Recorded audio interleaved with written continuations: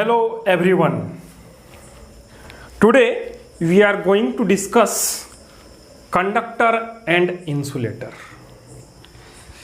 Electricity chapter class 10th का हम लोग स्टार्ट किए थे और इसमें जो है charge, properties of charge, types of charges के बारे में हम लोग बात कर चुके थे और लास्ट लेक्चर में हम लोग क्वांटाइजेशन ऑफ चार्ज को देखे थे, है कि नहीं। और जिसमें हम लोग ये समझे थे कि इलेक्ट्रॉन जो है वो कोई भी ऑब्जेक्ट या भी कोई भी मटेरियल अगर इलेक्ट्रॉन को लूज कर रहा है या फिर इलेक्ट्रॉन को गेन कर रहा है तो जो इलेक्ट्रॉन्स का नंबर होगा वो एक इंटीग्रल मल्टीपल होगा, है कि नहीं।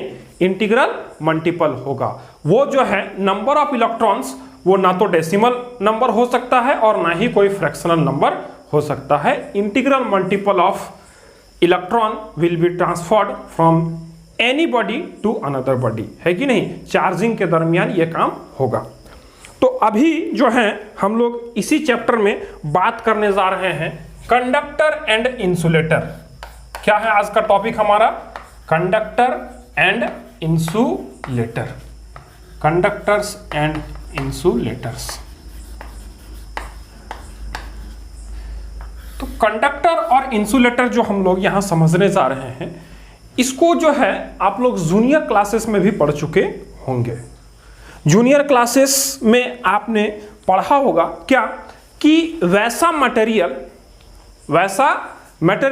जिसके थ्रू हीट और इलेक्ट्रिसिटी पास हो सके वैसे मटेरियल्स को हम लोग कंडक्टर बोलते हैं। वैसा मटेरियल जिसके थ्रू मीन्स जिस पर या जिससे होकर हीट और इलेक्ट्रिसिटी पास हो सके वैसे मटेरियल को हम लोग क्या बोलते हैं? कंडक्टर बोलते हैं। और वैसा मटेरियल जिसके थ्रू हीट और इलेक्ट्रिसिटी पास ना कर सके, यानी वैसा मटेरियल जिसके थ्रू या जिससे होकर हीट और जो है इलेक्ट्रिसिटी पास ना कर सके उसको हम लोग क्या बोलेंगे? इंसुलेटर। जिस मटेरियल के थ्रू हीट और इलेक्ट्रिसिटी पास हो सके उसको हम लोग बोलेंगे कंडक्टर, और जिस मटेरियल के थ्रू हीट और इलेक्ट्रिसिटी पास ना कर सके उसको हम लोग बोलेंगे इंसुलेटर सिंपली, है कि नहीं। तो हम लोग डेफिनेशन वन बाय वन लिख लेते हैं कि the materials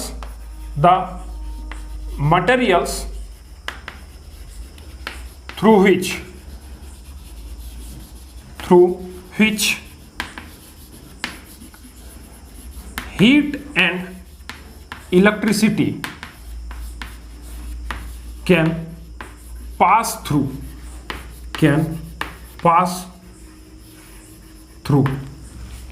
are known as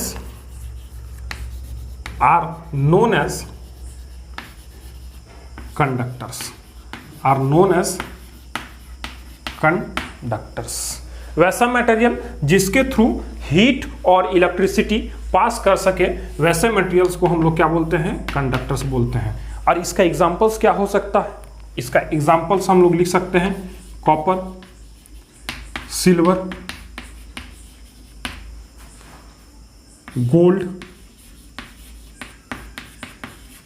iron और इस तरह का बहुत सारा एग्जांपल हो सकता है जिसके थ्रू हीट और इलेक्ट्रिसिटी क्या हो सके? पास हो सके, उस रास्ते से जो है वो गुजर सके।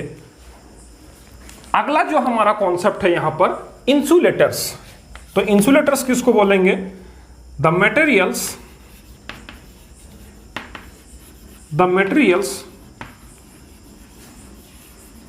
थ्रू which heat and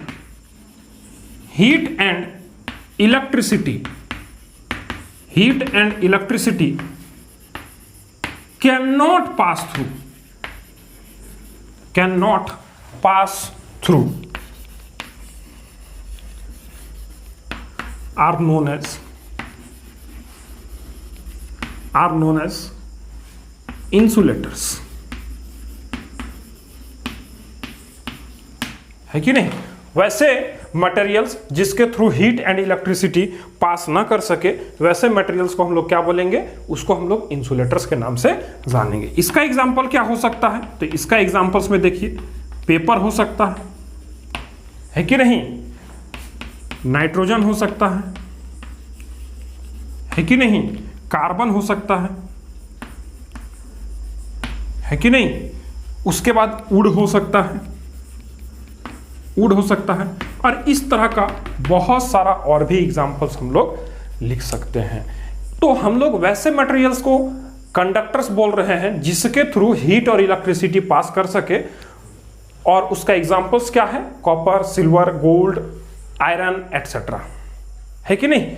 और वैसे मटेरियल्स जिसके थ्रू हीट और इलेक्ट्रिसिटी पास ना कर सके, वैसे मटेरियल्स को हम लोग बोल रहे हैं इंसुलेटर्स, और इसका एग्जाम्पल्स है paper, nitrogen, carbon, would etcetera, कुछ भी हो सकता है इस तरह का एग्जाम्पल्स, है कि नहीं, और भी बहुत सारा एग्जाम्पल्स है। अब क्या हम लोग इतना ही जानकर संतुष्ट रहेंगे, क्या जो है इतना ही जानकर हम लोग संतुष्ट रहेंगे कि कंडक्टर और इंसुलेटर्स ऐसा ही होता है? नहीं, अभी आज के लेक्चर में हम लोग समझेंगे कि क्यों कोई मटेरियल कंडक्टर है, क्यों कोई मटेरियल कंडक्टर है, और क्यों कोई मटेरियल इंसुलेटर है।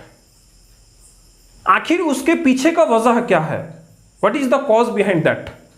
उसके पीछे का वजह क्या है कि कोई मटेरियल जो है वो कंडक्टर की तरह बिहेव कर रहा है, और कोई मटेरियल जो है वो इंसुलेटर्स की तरह बिहेव कर रहा है कि नहीं। तो आखिर वो कारण क्या है, वो वजह क्या है। तो हम लोग यहां पर सिंपल एक रीजन को मेंशन करेंगे, और वो रीजन है कि कोई भी कंडक्टर, कोई भी मटेरियल जो कंडक्टर होता है, वहां पर क्या होता है, प्रेजेंस ऑफ फ्री इलेक्ट्रॉन्स होता है कि नहीं। क्या होता है, presence of free electrons, presence of free electron, है कि नहीं। प्रेजेंस ऑफ फ्री इलेक्ट्रॉन ही किसी मटेरियल को कंडक्टर होने में बाध्य करता है, और उसको बाध्य करता है कि तुम कंडक्टर की तरह बिहेव करो, है कि नहीं। और यहां जो इंसुलेटर होता है, जहां पर फ्री इलेक्ट्रॉन्स नहीं होता है, वैसा मटेरियल जो है वो इंसुलेटर की तरह बिहेव करेगा, है कि नहीं। मींस यहां पर क्या होगा, यहां पर डिफिशिएंट ऑफ, है कि नहीं, deficient of free electrons, free electrons, है कि नहीं। मतलब यहां पर क्या होगा, डिफिशियंसी होगा, किसका, फ्री इलेक्ट्रॉन्स का, डिफिशियंसी ऑफ फ्री इलेक्ट्रॉन्स। इसको डिफिशिएंट से हम लोग लिख देते हैं डिफिशियंसी,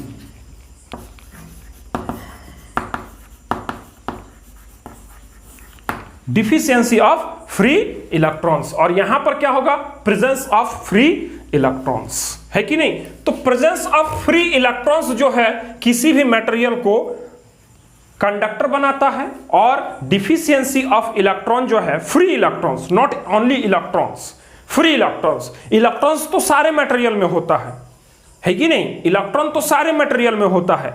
फ्री इलेक्ट्रॉन्स का मैं बात कर रहा हूं। फ्री इलेक्ट्रॉन्स जिस मटेरियल में होगा, वो जो है वो बिहेव करेगा कंडक्टर की तरह, और जो है अगर उसमें फ्री इलेक्ट्रॉन्स नहीं है, डिफिशियंसी ऑफ फ्री इलेक्ट्रॉन्स है, तो वैसा मटेरियल जो है वो बिहेव करेगा किस तरह से, इंसुलेटर की तरह से, है कि नहीं। अब ये फ्री इलेक्ट्रॉन क्या है कि नहीं। हमारे पास यहां पर एक बात आया है क्या, कि अब ये फ्री इलेक्ट्रॉन्स क्या होता है। क्या सारे मटेरियल्स तो एटम्स से मिलकर बना हुआ है, और सारे एटम्स में इलेक्ट्रॉन्स होता है कि नहीं। सारे एटम्स में इलेक्ट्रॉन्स पाया जाता है, तो आखिर कैसे इलेक्ट्रॉन्स को हम लोग फ्री इलेक्ट्रॉन बोलेंगे। कौन सा इलेक्ट्रॉन फ्री इलेक्ट्रॉन होगा, कैसा इलेक्ट्रॉन फ्री इलेक्ट्रॉन होगा, कैसा इलेक्ट्रॉन फ्री इलेक्ट्रॉन की तरह बिहेव करेगा, है कि नहीं। तो उन बातों को समझने के लिए हम लोग चलते हैं इस लेक्चर के दूसरे पार्ट में, है कि नहीं। तो चलिए चलते हैं हम लोग इस लेक्चर का दूसरे पार्ट में। अब हम लोग दूसरे पार्ट में समझेंगे कि फ्री इलेक्ट्रॉन्स होता क्या है कि नहीं। तो अभी सिंपल हम एक डायग्राम बना रहे हैं, एक सिंपल डायग्राम बना रहे हैं। कोई भी एक एटम है जो सिंपली इस तरह से दिखता है कि नहीं। उसमें जो है उसके सेंट्रल पार्ट में न्यूक्लियस होता है और जो है उसके चारों ओर इस तरह का ऑर्बिट होता है। इस चीज को आप लोग जानते होंगे या फिर नहीं जान रहे हैं तो अभी जान लीजिए, है कि नहीं। तो इस तरह का जो है सेंट्रल पार्ट होता है किसी भी एटम में, और सेंट्रल पार्ट को हम लोग न्यूक्लियस के नाम से जानते हैं। और इस न्यूक्लियस में जो है, इस न्यूक्लियस में जो है यहां पर न्यूट्रॉन होता है, न्यूट्रॉन्स होता है, प्लस यहां पे प्रोटॉन्स होता है कि नहीं। और ये जो ऑर्बिट्स है, इस ऑर्बिट्स में जो है, ये ऑर्बिट्स जो है, इन ऑर्बिट्स में क्या है, इन ऑर्बिट्स में पाया जाता है इलेक्ट्रॉन्स। इन ऑर्बिट्स में पाया जाता है इलेक्ट्रॉन्स, है कि नहीं। इन ऑर्बिट्स में क्या पाया जाता है, ये सब सारा है इलेक्ट्रॉन्स। कोई भी एटम का जो बेसिक स्ट्रक्चर है वो कुछ इस तरह से होता है कि नहीं। उसमें एक न्यूक्लियस होता है और उसके बाद उसमें सक्सेसिवली इस तरह का जो है क्या होता है, ऑर्बिट्स होता है। न्यूक्लियस में न्यूट्रॉन्स एंड प्रोटॉन्स होता है। न्यूट्रॉन के बारे में अगर आप लोग जानते होंगे तो न्यूट्रॉन जो होता है इसमें कोई चार्ज नहीं होता है, और प्रोटॉन में जो होता है वो पॉजिटिव चार्ज होता है कि नहीं। प्रोटॉन में पॉजिटिव चार्ज होता है, न्यूट्रॉन में कोई चार्ज नहीं होता है, जबकि इलेक्ट्रॉन जो है वो नेगेटिवली चार्ज एंटिटी है कि नहीं, वो नेगेटिवली चार्ज होता है। ये चीज को आप लोग जानते होंगे, या नहीं जान रहे हैं तो यहां से उस चीज को आप सीख लेंगे, है कि नहीं। तो अभी हम बात क्या कर रहे हैं कि कोई भी एटम, हम लोग इसके पिछले लेक्चर्स में इस चीज को देखे थे कि कोई भी एटम नेचुरली जो होता है वो न्यूट्रल होता है, और उसमें नंबर ऑफ प्रोटॉन है ना इक्वल्स टू होता है नंबर ऑफ इलेक्ट्रॉन्स का, है कि नहीं। नंबर ऑफ प्रोटॉन जो है वो इक्वल्स टू होता है नंबर ऑफ इलेक्ट्रॉन्स का, है कि नहीं। तो यहां से हम लोग बोल सकते हैं कि कोई भी जो नेचुरली अकर्ड कोई भी मटेरियल है वो क्या होता है, न्यूट्रल होता है। बाय नेचर जो है उसका चार्ज क्या होता है, उसका जीरो होता है कि नहीं। तो इसी चीज को अभी हम लोग यहां पर समझेंगे। अभी देखिए, अभी जो है ये इलेक्ट्रॉन्स जो है, ये इलेक्ट्रॉन्स जो है यहां पर ऑर्बिट्स में है। ये सेंट्रल में क्या है, हमारा न्यूक्लियस है कि नहीं। तो वैसा इलेक्ट्रॉन जो कि हमारा वैलेंस सेल में है ना, वैलेंस सेल है ना, वैलेंस सेल, या फिर इसको हम लोग क्या बोलते हैं, outer most orbit, outer most orbit, है कि नहीं। जो सबसे लास्ट वाला सेल होता है, जो सबसे लास्ट वाला ऑर्बिट होता है, उसको हम लोग बोलते हैं वैलेंस सेल, या फिर उसको हम लोग बोलते हैं आउटर मोस्ट ऑर्बिट। और उसका सेकेंड लास्ट वाले को हम लोग बोलते हैं पेनु अल्टीमेट सेल, पेनु अल्टीमेट सेल, है कि नहीं, पेनु अल्टीमेट सेल।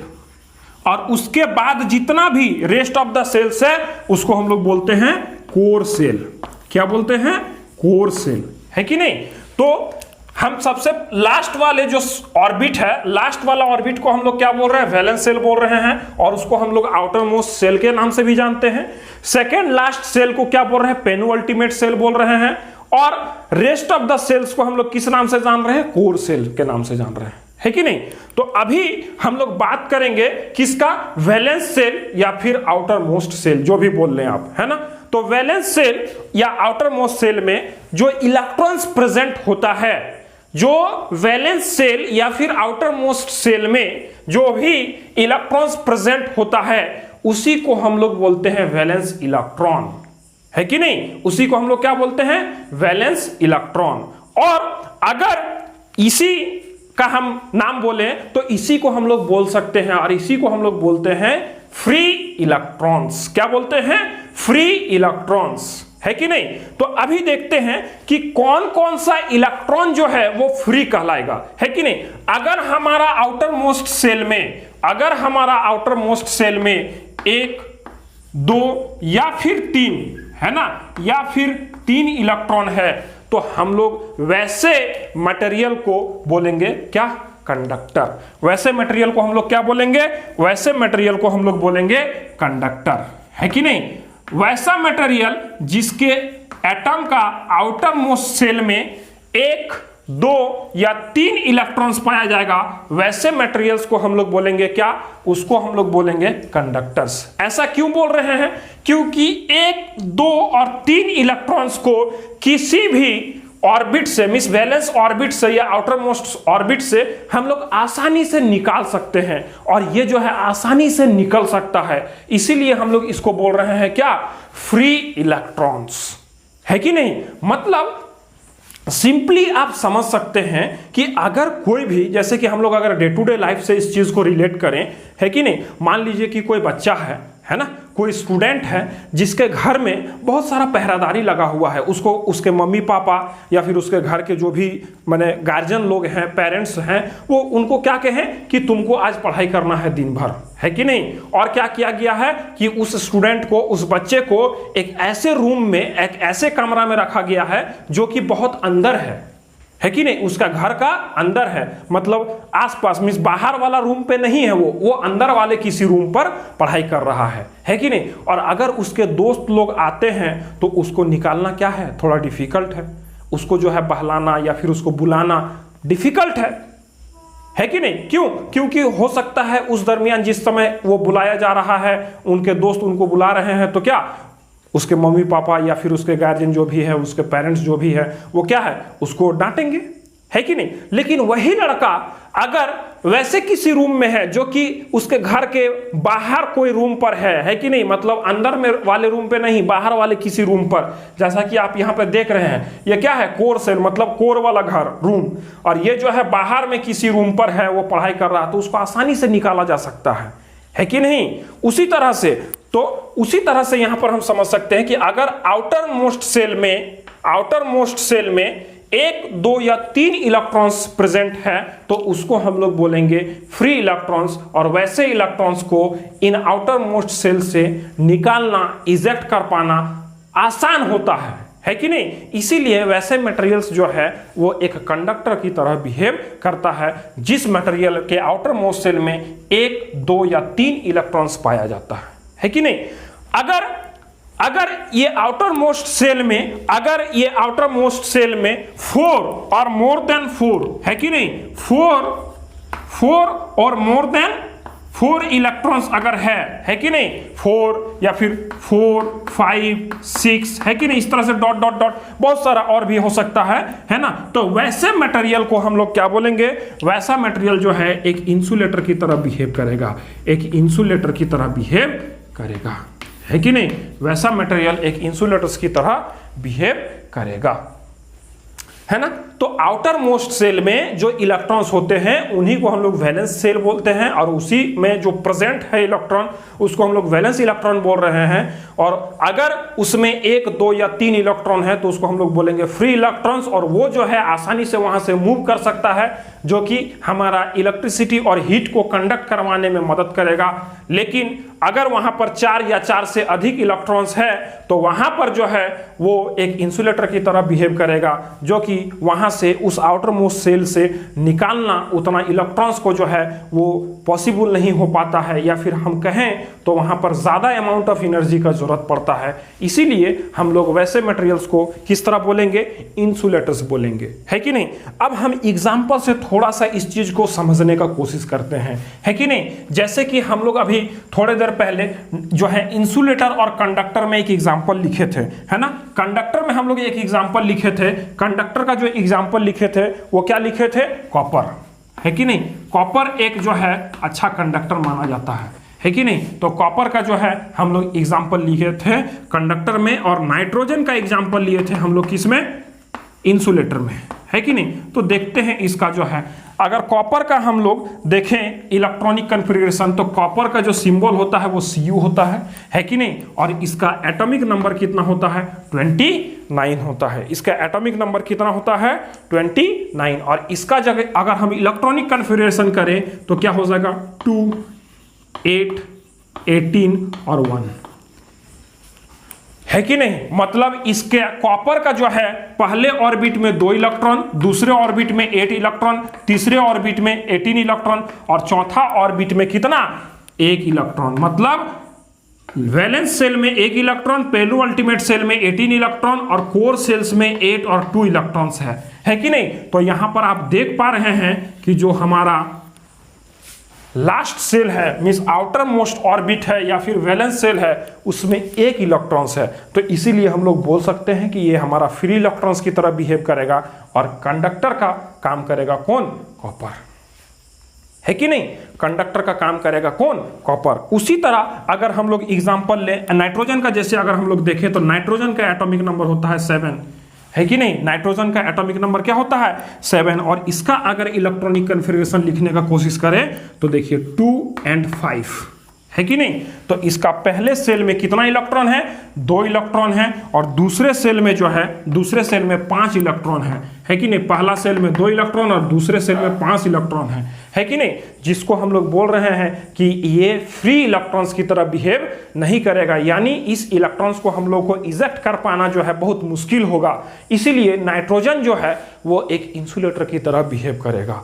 नाइट्रोजन जो है वो एक इंसुलेटर की तरह बिहेव करेगा, है कि नहीं। अगर हम लोग एक और एग्जांपल ले, अगर सिल्वर का हम लोग एग्जांपल ले, है कि नहीं। सिल्वर का अगर एग्जांपल ले तो सिल्वर जो है, सिल्वर का जो एटॉमिक नंबर है वो है, उसका सिंबल क्या है? सिल्वर का अगर सिंबल हम लोग लिखें,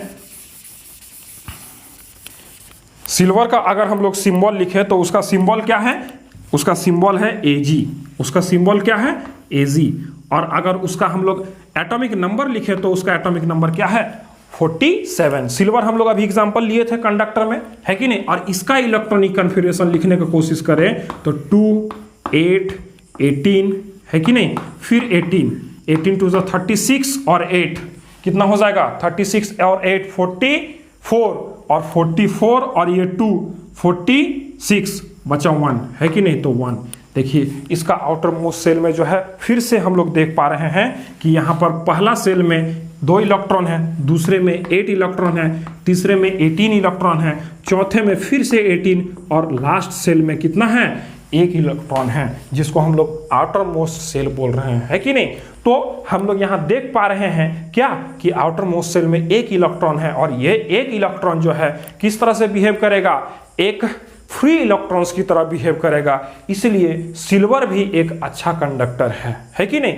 और हम लोग जानते हैं कि कॉपर से भी एक बहुत बेहतर कंडक्टर है कौन? सिल्वर, है कि नहीं। कॉपर से भी एक बहुत बेहतर कंडक्टर है सिल्वर, है कि नहीं। अब इसके पीछे का भी कारण हम लोग यहां पर समझ सकते हैं। क्यों? देखिए अभी अगर हम लोग कॉपर का सेल का काउंट करें, है कि नहीं, कॉपर का नंबर ऑफ सेल काउंट करें तो कितना है? 1 2 3 4, है कि नहीं। इसका अगर सिल्वर का करें तो 1 2 3 4 5, है कि नहीं। तो अगर हम लोग देखें तो कॉपर का जो 1 इलेक्ट्रॉन है वो चौथे ऑर्बिट में है, मतलब इस न्यूक्लियस से चौथे ऑर्बिट में ये कॉपर का 1 इलेक्ट्रॉन है कि नहीं। और इस सिल्वर का 1 इलेक्ट्रॉन किस ऑर्बिट में है? इस न्यूक्लियस से 5वें ऑर्बिट में है। कहने का मतलब क्या है कि इस न्यूक्लियस से ज्यादा दूर है in comparison to copper.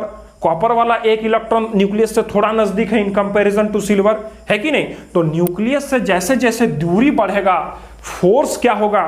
Force क्या होगा? वो घटेगा। मतलब न्यूक्लियस जो है उसको जो फोर्स लगा रहा होगा पकड़ के रखने का, वो फोर्स क्या हो रहा होगा? घट रहा होगा। जिसके कारण वो जो है इलेक्ट्रॉन्स है उसको हम आसानी से निकाल पाएंगे। मतलब जो फोर्स अट्रैक्शन होगा यहां पर, जो इलेक्ट्रॉन लास्ट ऑर्बिट में जो इलेक्ट्रॉन है वो न्यूक्लियस जितना फोर्स से अट्रैक्ट करेगा चौथे सेल में जो इलेक्ट्रॉन है और 5वें सेल में जो इलेक्ट्रॉन है, तो अगर दोनों को वो अट्रैक्ट करे तो 5वें सेल वाले इलेक्ट्रॉन को कम फोर्स से अट्रैक्ट कर पाएगा, जिसके कारण ये इलेक्ट्रॉन को निकाल पाना इसके कंपैरिजन में क्या होगा? आसान होगा। जिसके कारण हम लोग क्या बोलते हैं कि सिल्वर एक बेहतर कंडक्टर है in comparison to copper, in comparison to copper, है कि नहीं। अगर इंसुलेटर का एक और एग्जांपल हम लोग ले, है ना, अगर इंसुलेटर का हम लोग एक और एग्जांपल ले, दैट इज कार्बन। हम लोग अभी थोड़ी देर पहले जो है एग्जांपल लिए हैं कार्बन। इसका एटॉमिक नंबर है 6 और इसका अगर हम लोग इलेक्ट्रॉनिक कन्फिगरेशन देखना चाहें तो इसका इलेक्ट्रॉनिक कन्फिगरेशन क्या होगा? 2 and 4, है कि नहीं। तो हम लोग यहाँ देख पा रहे हैं कि इसका फर्स्ट ऑर्बिट में कितना इलेक्ट्रॉन? 2 इलेक्ट्रॉन। और इसके लास्ट ऑर्बिट मतलब सेकेंड ऑर्बिट जिसको जो इसका आउटर मोस्ट सेल है उसमें कितना इलेक्ट्रॉन है? ये 4 इलेक्ट्रॉन है कि नहीं, 4 इलेक्ट्रॉन है कि नहीं। तो इसीलिए ये एक जो है इंसुलेटर की तरह बिहेव करेगा, है कि नहीं। 4 इलेक्ट्रॉन्स को इजेक्ट कर पाना, उसके आउटर मोस्ट सेल से निकाल पाना, ये थोड़ा बहुत मुश्किल होता है, जिसके कारण कॉपर जो है वो एक इंसुलेटर की तरह बिहेव करेगा, है कि नहीं। और हम लोग कॉपर में ये कार्बन जो है ये एक इंसुलेटर की तरह बिहेव करेगा। और कार्बन जो है, कार्बन का एक एक्सेप्शनल केस है, दैट इज ग्रेफाइट, है ना। तो हम लोग ऑर्गेनिक केमिस्ट्री जो स्टार्ट किए हैं 10th में, उस ऑर्गेनिक केमिस्ट्री वाला जो टॉपिक है जो हम लोग पढ़ेंगे ग्रेफाइट, तो वहां पर हम लोग बात करेंगे कि ये कार्बन जो है ग्रेफाइट के फॉर्म में क्यों एक कंडक्टर की तरह बिहेव करता है कि नहीं। डायमंड भी जो है कार्बन का ही सबसे मीन्स फॉर्म है, लेकिन वहां पर वो कंडक्टर की तरह बिहेव नहीं करता है, लेकिन ग्रेफाइट जो है वो कार्बन का एक कंडक्टर की तरह बिहेव करता है। ऐसा क्यों है, तो हम लोग उस चैप्टर में वहां पर इस टॉपिक पर डिस्कस करेंगे कि why graphite behaves like a conductor, है कि नहीं। Whereas it is made up of what, carbon, जबकि कार्बन क्या है, एक इंसुलेटर है कि नहीं। तो वहां पर हम लोग इसका रीजन को समझेंगे। तो अभी जो है हम लोग आज के लेक्चर में जो कंडक्टर और इंसुलेटर्स को समझने का कोशिश किए, उम्मीद करते हैं कि आपको कंडक्टर और इंसुलेटर्स का जो कॉन्सेप्ट है वो समझ में आ चुका होगा, है ना। तो मिलते हैं फिर आपसे अगले लेक्चर में अगले टॉपिक के साथ। तब तक के लिए गुड बाय, टेक केयर।